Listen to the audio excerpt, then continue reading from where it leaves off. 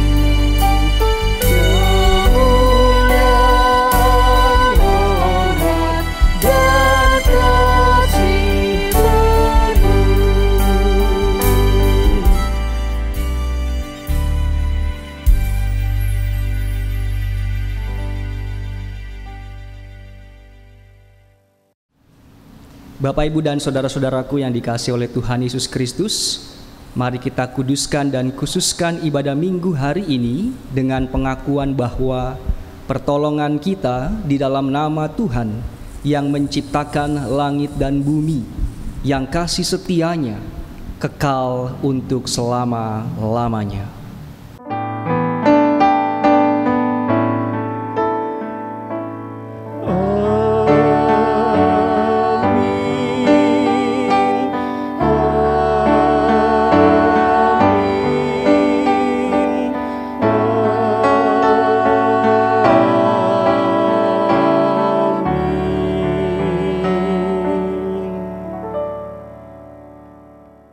Kasih setia dan damai sejahtera dari Allah Bapa kita dan dari Tuhan Yesus Kristus menyertai saudara sekalian.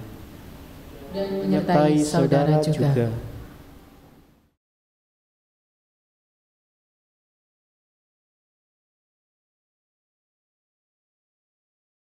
Saudaraku, Tuhan telah lebih dahulu mengasihi kita dengan kasih yang sempurna. Namun hidup kita sungguh masih jauh dari apa yang dikehendakinya. Seringkali kita mengabaikan untuk hidup seturut firman-Nya. Karena itu, dengan merenungkan segala cacat celah, kita mohon pengampunan-Nya. Seraya kita memohon pengampunan Tuhan, marilah kita bersama-sama menyanyikan lagu Selidiki Aku.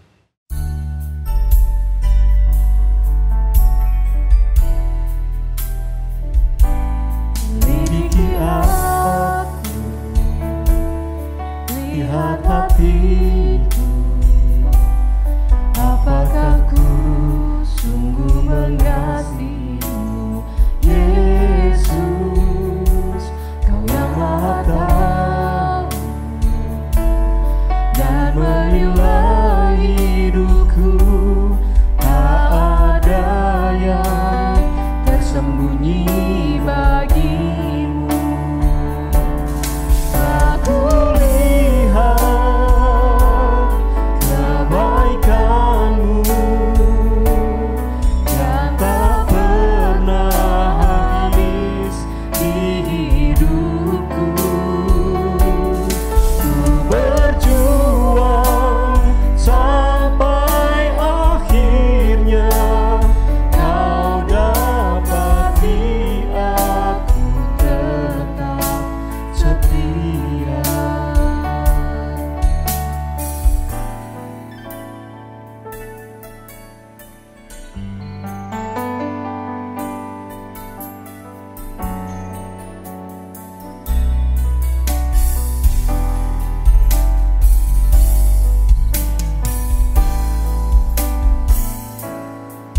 Miliki aku, lihat hatiku, Apakah ku sungguh mengasihimu, Yesus, Kau yang Maha Tahu dan menilai hidupku. Tak ada yang tersembunyi bagimu. Telah kulihat kebaikanmu yang tak pernah habis di hidupku. Ku berjuang sampai akhirnya, Kau dapati aku tetap setia.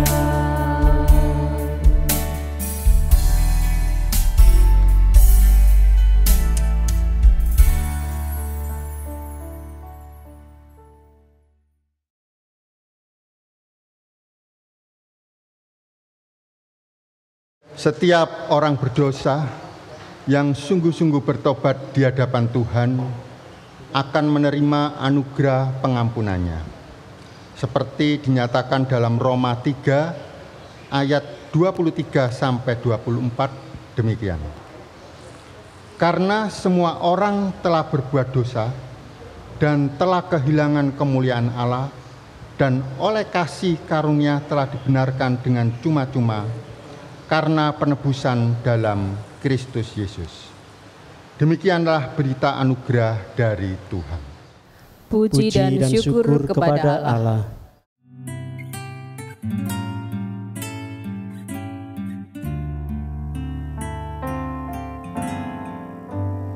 Ku perlukan juru selamat agar jangan ku sesat. Selalu harus ku rasakan bahwa Tuhanku dekat, maka jiwaku tenang. Takkan takut terenggan bila Tuhanku membimbing. Ku di malam pun tenteram.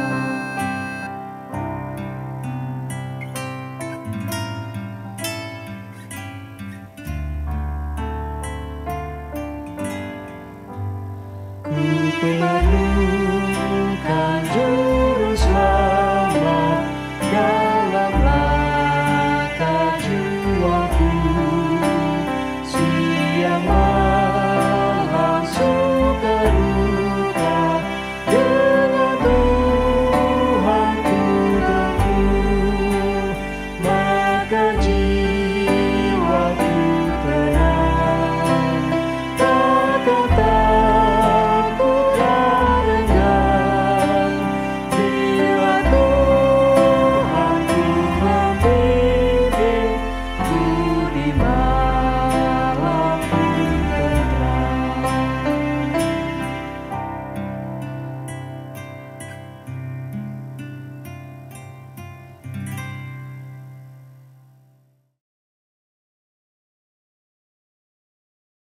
Kita berdoa. Tak terasa ya Bapa, kami sudah ada di penghujung bulan Januari di tahun 2021.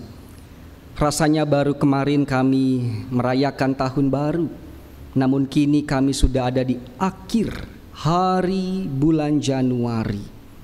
Ajarlah kami untuk terus menghitung hari-hari kami dengan bijaksana, sehingga dengan bijaksana kami dapat berpikir, berkata, dan bertindak seturut dengan sabda-Mu.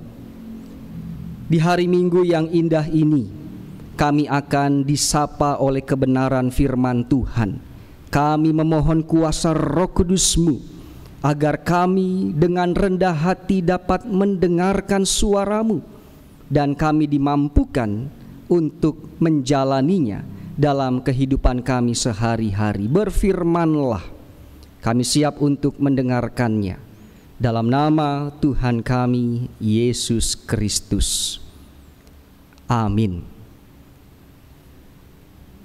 Firman Tuhan yang akan kita renungkan bersama didasari melalui surat Paulus kepada jemaat Korintus, 1 Korintus pasalnya yang ke-8, ayatnya yang pertama hingga ke-13. Diberi judul oleh Lembaga Alkitab Indonesia tentang persembahan berhala. Begini bunyi firman-Nya. Tentang daging persembahan berhala kita tahu, kita semua mempunyai pengetahuan. Pengetahuan yang demikian membuat orang menjadi sombong, tetapi kasih membangun. Jika ada seorang menyangka bahwa ia mempunyai sesuatu pengetahuan, maka ia belum juga mencapai pengetahuan sebagaimana yang harus dicapainya. Tetapi orang yang mengasihi Allah, ia dikenal oleh Allah. Tentang hal makan daging persembahan berhala kita tahu, tidak ada berhala di dunia dan tidak ada Allah lain daripada Allah yang esa. Sebab sungguh pun apa yang disebut Allah, baik di sorga maupun di bumi, dan memang benar ada banyak Allah dan banyak Tuhan yang demikian. Namun bagi kita hanya ada satu Allah saja, yaitu Bapa, yang daripadanya berasal segala sesuatu dan yang untuk Dia kita hidup, dan satu Tuhan saja, yaitu Yesus Kristus, yang olehnya segala sesuatu telah dijadikan dan yang karena Dia kita hidup. Tetapi bukan semua orang yang mempunyai pengetahuan itu. Ada orang yang karena masih terus terikat pada berhala-berhala, makan daging itu sebagai daging persembahan berhala. Dan oleh karena hati nurani mereka lemah, hati nurani mereka itu dinodai olehnya. Makanan tidak membawa kita lebih dekat kepada Allah. Kita tidak rugi apa-apa kalau tidak kita makan, dan kita tidak untung apa-apa kalau kita makan. Tetapi jagalah supaya kebebasanmu ini jangan menjadi batu sandungan bagi mereka yang lemah. Karena apabila orang melihat engkau yang mempunyai pengetahuan sedang duduk makan di dalam kuil berhala, bukankah orang yang lemah hati nuraninya itu dikuatkan untuk makan daging persembahan berhala? Dengan jalan demikian, orang yang lemah, yaitu saudaramu yang untuknya Kristus telah mati, menjadi binasa karena pengetahuanmu. Jika engkau secara demikian berdosa terhadap saudara-saudaramu dan melukai hati nurani mereka yang lemah, engkau pada hakikatnya berdosa terhadap Kristus.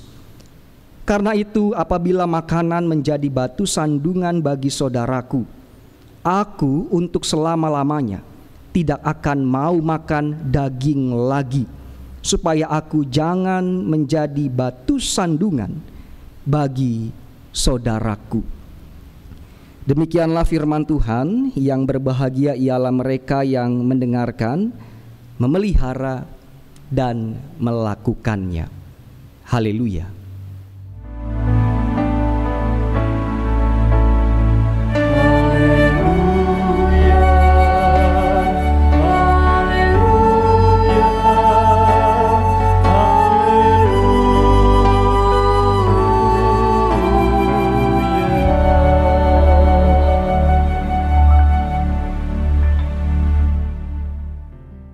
Ibu, bapak, dan saudara, jika tiba-tiba ada anggota keluarga kita datang kepada kita dan bertanya, "Aku ini siapa sih?"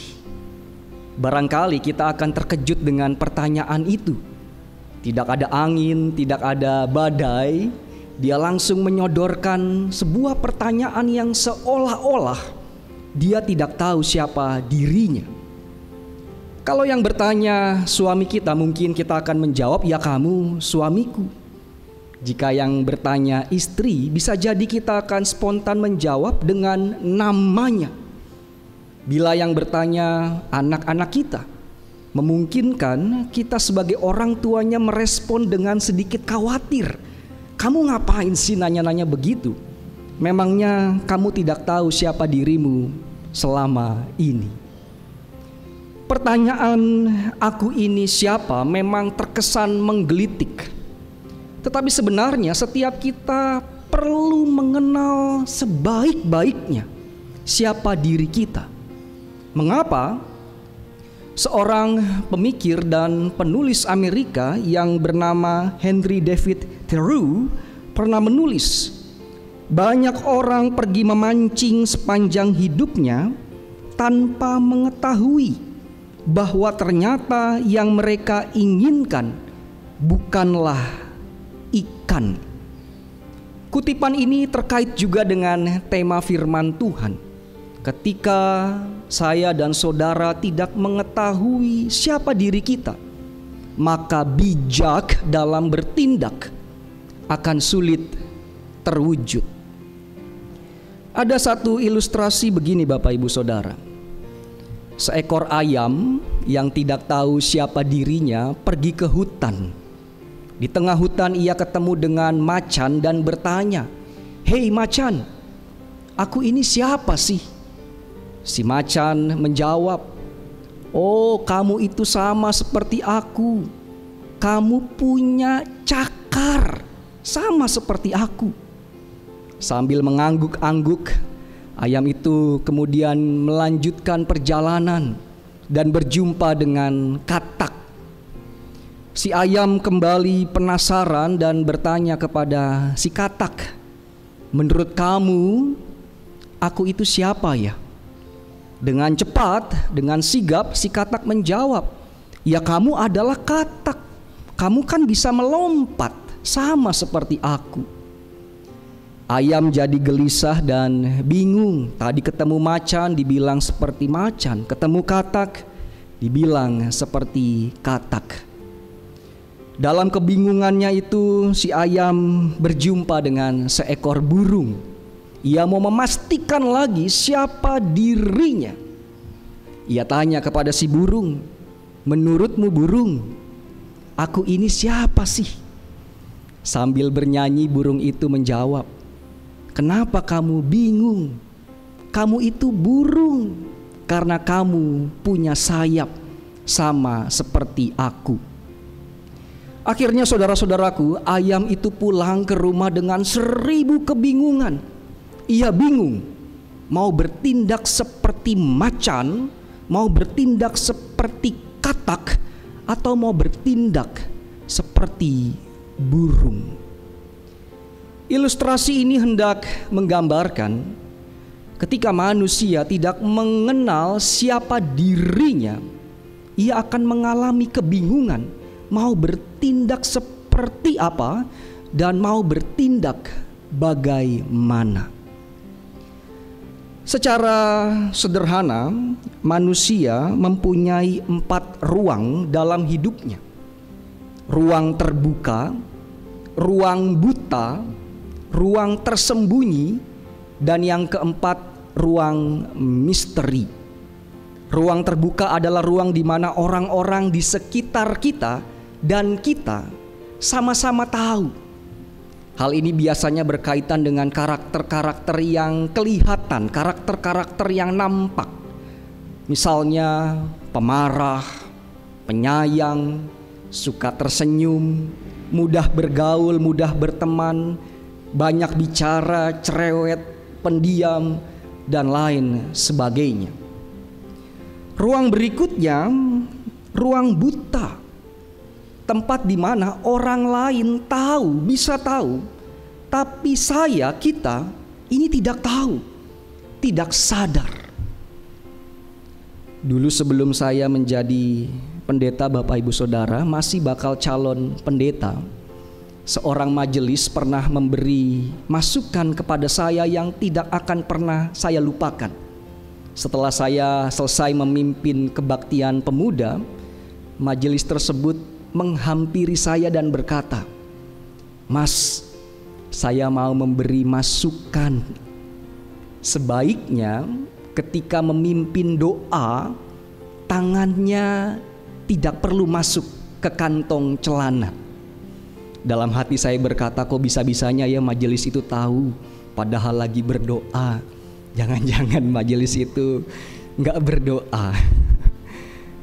Saya memang gak sadar Bapak Ibu Saudara, saya memang gak tahu pada saat itu. Tangan kanan pegang mic dan tangan kiri ternyata masuk ke saku celana, kantong celana.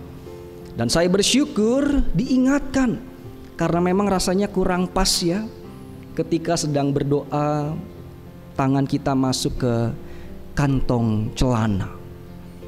Ruang buta seringkali jadi batu sandungan dalam kehidupan beriman kita. Kita nggak sadar, kita nggak tahu, tetapi orang lain tahu.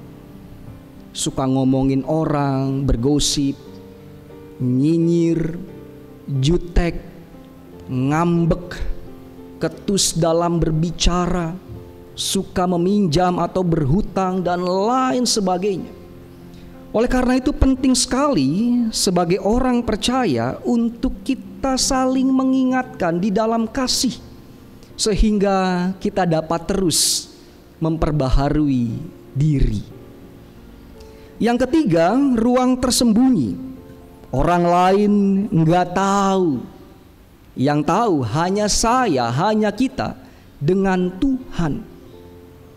Berbohong, dendam, menipu, mencuri, selingkuh, korupsi, dan macam-macam lainnya. Dan yang terakhir, yang keempat, ruang misteri. Ruang di mana hanya Tuhan yang tahu. Orang lain gak tahu, kita juga gak tahu. Dan inilah yang diungkapkan pemazmur di dalam Mazmur 139. Tuhan, Engkau menyelidiki dan mengenal aku. Engkau mengetahui kalau aku duduk atau berdiri. Engkau mengerti pikiranku dari jauh. Sebab Engkaulah yang membentuk buah pinggangku, menenun aku dalam kandungan ibuku. Pemazmur di sini secara jujur mengungkapkan dirinya terbatas. Hanya Tuhan yang mampu memahami seluruh seluk-beluk pribadi manusia. Saudara-saudaraku, dari keempat ruang ini kita disadarkan betapa kita perlu berefleksi, introspeksi, dan terus belajar mengenal siapa diri kita supaya bisa bertindak dengan bijak.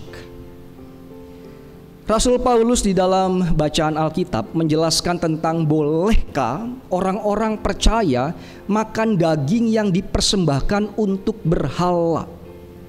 Konteksnya, orang-orang Kristen di Korintus hidup berdampingan dengan orang-orang yang masih menyembah berhala. Tentu sebagai komunitas sosial, nilai-nilai agama, ajaran-ajaran yang dipercaya memungkinkan saling bersentuhan satu sama lain. Seperti kita di Indonesia saat ini, Setiap hari, hampir setiap saat kita mendengar adzan. Setiap minggu, rumah warga yang berdekatan dengan gereja mendengarkan lonceng gereja atau suara puji-pujian dari dalam gereja. Ketika Idul Adha, tidak sedikit orang Kristen yang mendapat kiriman daging korban. Pada saat Natal, di mal, di pusat-pusat perbelanjaan, dekorasi Natal menghiasi suasana dan pujian-pujian Natal juga dikumandangkan. Inilah memang indahnya hidup bersama. Terjadi perjumpaan, sentuhan satu dengan yang lain. Begitupun dengan orang-orang percaya di Korintus yang berjumpa, bersentuhan dengan penyembah-penyembah berhala. Sudah menjadi pemandangan umum saat itu, para penyembah berhala makan daging yang telah dipersembahkan kepada dewa-dewinya. Bahkan kebiasaan ini sudah ada sebelum kekristenan masuk ke Korintus. Di titik inilah orang-orang percaya diperhadapkan apakah boleh makan daging berhala tersebut. Menariknya saudara-saudaraku, Rasul Paulus tidak langsung menjawab boleh atau tidak. Pertama-tama Paulus menjelaskan dasarnya terlebih dahulu. Di ayatnya yang ke-8, Paulus menuturkan makanan tidak membawa kita lebih dekat kepada Allah. Kita tidak rugi apa-apa kalau tidak kita makan, dan kita tidak untung apa-apa kalau kita makan. Bagi Paulus, daging berhala tidak punya kuasa apapun jika dibandingkan dengan kuasa Tuhan Yesus yang jauh lebih besar. Pemahaman Rasul Paulus sepertinya senada dengan pengajaran Tuhan Yesus di Injil Matius 15 ayat 11. Bukan yang masuk ke dalam mulut yang menajiskan orang, melainkan yang keluar dari mulut, itulah yang menajiskan orang. Bukan makanan atau minuman yang kemudian membuat orang percaya jadi dosa, melainkan yang keluar. Kata-kata kotor, tindakan yang buruk, tindakan yang jahat, tindakan yang tidak diperkenan oleh Allah, itulah yang membuat orang berdosa. Namun Paulus juga tidak serta-merta mengiyakan 1000%, memperbolehkan 1000% orang percaya untuk makan daging berhala. Paulus justru mengajak orang percaya mengenal siapa dirinya terlebih dahulu. Bagi Paulus, orang-orang percaya yang ragu-ragu atau merasa daging berhala bisa memperlemah imannya, lebih baik nggak usah dimakan. Di sisi lain, bagi orang percaya yang meyakini daging berhala tersebut enak, sedap, maknyos, dan membawa kesehatan bagi tubuhnya, ya makanlah itu dengan ucapan syukur. Tetapi ada satu poin yang ditekankan oleh Rasul Paulus. Ini yang penting dan perlu digarisbawahi dan menjadi penekanan. Ya, silakan makan daging itu. Tapi lihat di sekitarmu, lihat di sekelilingmu. Jangan kemudian ketika engkau makan daging itu, orang di sekitarmu malah justru memperlemah imannya sendiri. Oleh karenanya, disinilah Paulus memberikan sebuah penekanan, kenali dirimu sendiri, kenali dirimu terlebih dahulu. Jangan jadi batu sandungan. Ayatnya yang ke-13 begini bunyinya. Karena itu apabila makanan menjadi batu sandungan bagi saudaraku, aku untuk selama-lamanya tidak akan mau makan daging lagi, supaya aku jangan menjadi batu sandungan bagi saudaraku. Disinilah Paulus sedang mengajarkan kepada orang-orang percaya di Korintus dan juga kepada setiap kita tentunya untuk bertindak dengan bijaksana.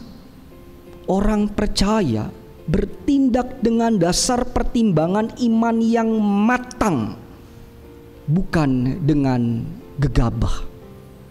Di dalam 1 Korintus 10, Paulus mengajukan rumus Kristen yang penting sebelum bertindak.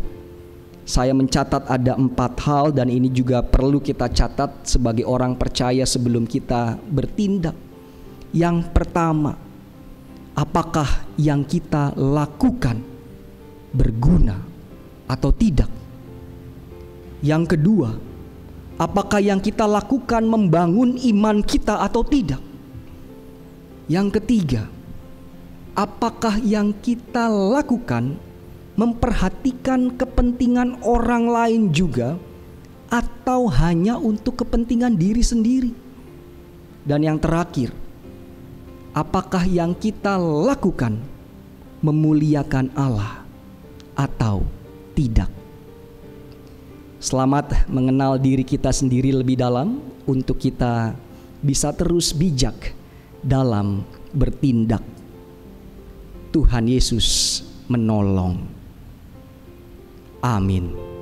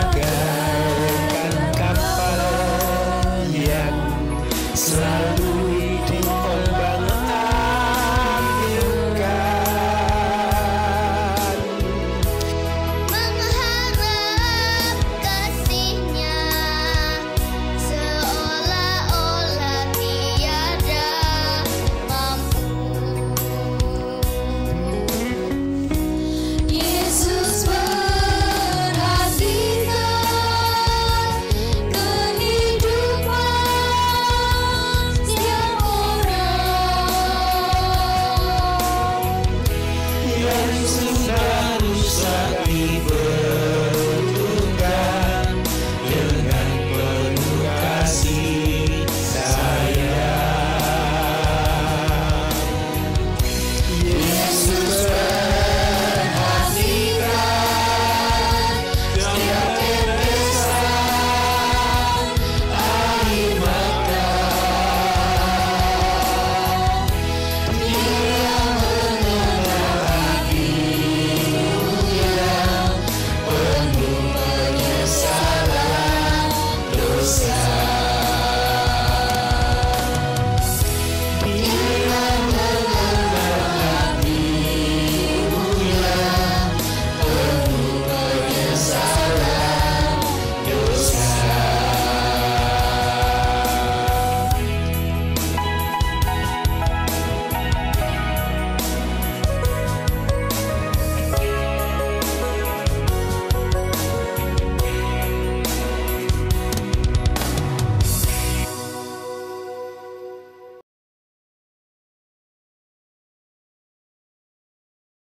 Saudara-saudaraku yang dikasihi Tuhan, mari telapak kanan kita letakkan pada dada sebelah kiri. Dan mari kita perbarui keyakinan kita dengan bersama-sama menyatakan pengakuan iman rasuli yang demikian. Aku percaya kepada Allah Bapa yang Maha Kuasa, Khalik langit dan bumi, dan kepada Yesus Kristus, anaknya yang tunggal, Tuhan kita, yang dikandung daripada Roh Kudus, lahir dari anak darah Maria, yang menderita di bawah pemerintahan Pontius Pilatus, disalibkan, mati dan kuburkan, turun ke dalam kerajaan maut. Pada hari yang ketiga, bangkit pula dari antara orang mati, naik ke surga, duduk sebelah kanan Allah Bapa yang Maha Kuasa, dan akan datang dari sana untuk menghakimi orang yang hidup dan yang mati. Aku percaya kepada Roh Kudus, gereja yang kudus dan am, persekutuan orang kudus, pengampunan dosa, kebangkitan daging, dan hidup yang kekal.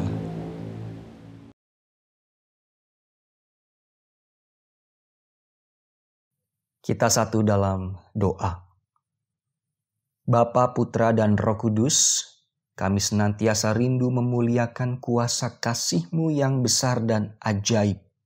Kami masih bernafas, kami masih dapat beribadah secara online, kami masih dapat menikmati cinta di dalam hidup keluarga kami, dan Engkau juga telah menuntun kami sampai di hari terakhir bulan Januari ini. Dalam kerangka inilah, tidak henti-hentinya kami mengucap syukur akan kuasa-Mu. Saat ini hamba berdoa bagi mereka yang sakit. Bapak Setio Murbono, Ibu Sukardi, Bapak dan Ibu Rumadi, Bapak Sumarto, Ibu Sudarni Sungkono, Bapak dan Ibu Suradi, Saudara Averel, Bapak Sudarno, Ibu Kristina Winarni, Bapak Untarto, Bapak Yonatan Ngatio, Ibu Wasono, Ibu Suhardi, Bapak dan Ibu Mulyadi, Ibu Ismiati, Ibu Ari Darmani, Bapak Yesudarjo, Bapak Sudaldi, Bapak Bonifasius Peyuda, Bapak dan Ibu Margio, Ibu Hatianti, Saudari Kristina Utami, Bapak Priyanto, Bapak Yesu Disupit, Ibu Sri Mariani Soekarno, Bapak Immanuel Ahmad, Ibu Sri Winarni, Ibu Eti Kurniasih, Ibu Magdalena Supani, Bapak dan Ibu Dwiantoro, Ibu Tri Hernawati, Saudara Dimas Bayu, Ibu Suwartini Juyanto, Bapak dan Ibu Eko Gesinugroho, Bapak Penatua Ari Susmanto, Ibu Listianingsih Sudio, dan saudara kekasih kami, Thomas. Dengan kerendahan hati kami ya Bapa, kami memohon kuasa pemulihan dari-Mu. Berikanlah kepada mereka kesabaran dan berikanlah keluarganya kekuatan. Kami juga membawa tantangan dan pergumulan yang senantiasa mewarnai kehidupan kami, yang mencari kerja, yang mencari pasangan hidup, yang berencana menikah, keluarga yang merindukan kehadiran anak, keluarga yang mengalami keretakan, anak dan cucu kami dalam proses studi dan masa depan mereka, eyang kakung, eyang putri di masa usia lanjut, janda duda yatim piatu, dan orang-orang yang berkebutuhan khusus. Serta kami juga mengingat bagi mereka, bagi kami yang terus berjuang di masa pandemi COVID-19 ini. Tolonglah kami ya Bapa, agar kami kuat dan tidak menyerah di tengah pergumulan kami. Karena kami percaya mujizat-Mu senantiasa nyata. Kami berdoa untuk kehidupan berbangsa dan bernegara. Peliharalah keutuhan Nusantara dari Sabang sampai Merauke. Jauhkan kami dari intoleransi, sikap menang sendiri, dan sikap merendahkan sesama anak bangsa. Kami rindu bangsa kami harmonis, meskipun berbeda-beda, namun kami tetap satu. Kiranya curahan belas kasih-Mu mengalir pula bagi mereka yang berduka cita dan bagi mereka yang kehilangan materi akibat bencana alam. Kasihanilah bangsa kami. Terakhir kami membawa doa kami untuk gereja-Mu, GKJ Kanaan, tempat kami berakar, bertumbuh, dan berbuah. Rawatlah persekutuan kami, meskipun kami tidak berjumpa secara fisik, dan tumbuhkanlah semangat pelayanan kami, agar kami dapat terus jadi garam dan terang dunia. Inilah doa syukur dan syafaat kami. Dalam nama Tuhan Yesus Kristus, yang telah mengajar kami berdoa. Bapa kami yang di surga, dikuduskanlah nama-Mu, datanglah kerajaan-Mu, jadilah kehendak-Mu di bumi seperti di surga. Berikanlah kami pada hari ini makanan kami yang secukupnya, dan ampunilah kami akan kesalahan kami, seperti kami juga mengampuni orang yang bersalah kepada kami. Dan janganlah membawa kami ke dalam pencobaan, tetapi lepaskanlah kami daripada yang jahat. Karena Engkaulah yang mempunyai kerajaan dan kuasa dan kemuliaan sampai selama-lamanya. Amin. Saudara-saudaraku yang dikasihi Tuhan, marilah kita mengaturkan persembahan dengan mengingat firman Tuhan di dalam Amsal 11 ayat 25. Siapa banyak memberi berkat, diberi kelimpahan. Siapa memberi minum, ia sendiri akan diberi minum. Persembahan yang telah terkumpul dari anggota keluarga dapat diserahkan ke majelis wilayah masing-masing atau dapat juga ditransfer ke rekening GKJ Kanaan, Bank BNI Cabang Bumi Serpong Damai, nomor rekening 0740916429 atas nama Gereja Kristen Jawa Kanaan.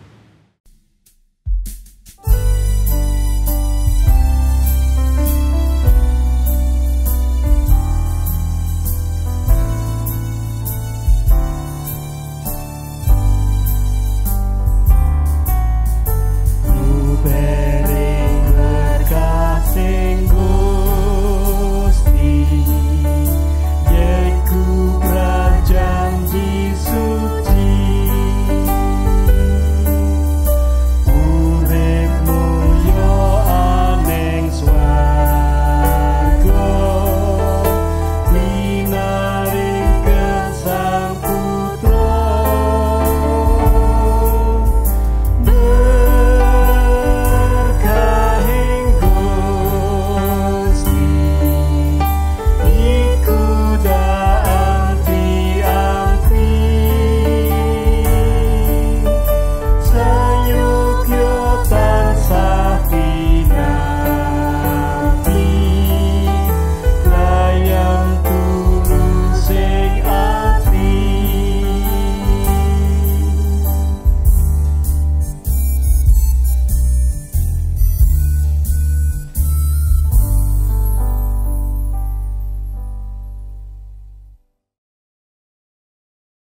Saudara-saudaraku yang dikasihi Tuhan, mari persembahan ini kita bawa di dalam doa.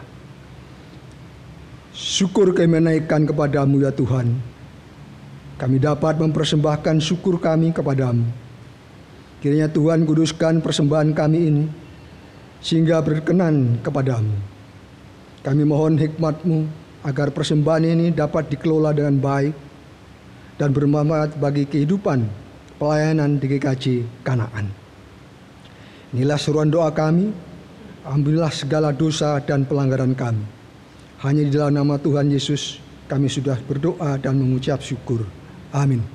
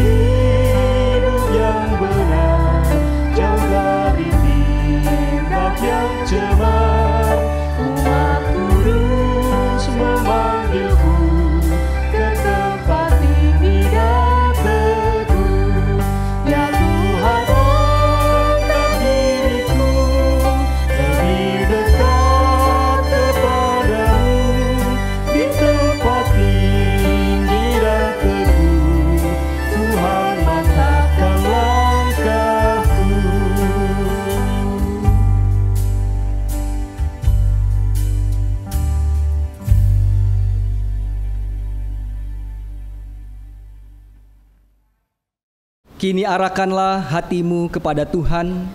Kami mengarahkan hati kami kepada Tuhan. Jadilah saksi Kristus. Syukur kepada Allah. Terpujilah Tuhan. Kini dan selamanya. Mari kita terima berkat-Nya.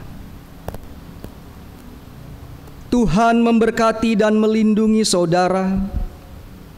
Tuhan menyinari saudara dengan wajah-Nya dan memberi saudara kasih karunia.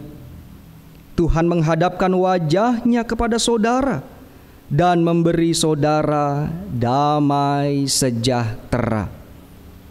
Amin.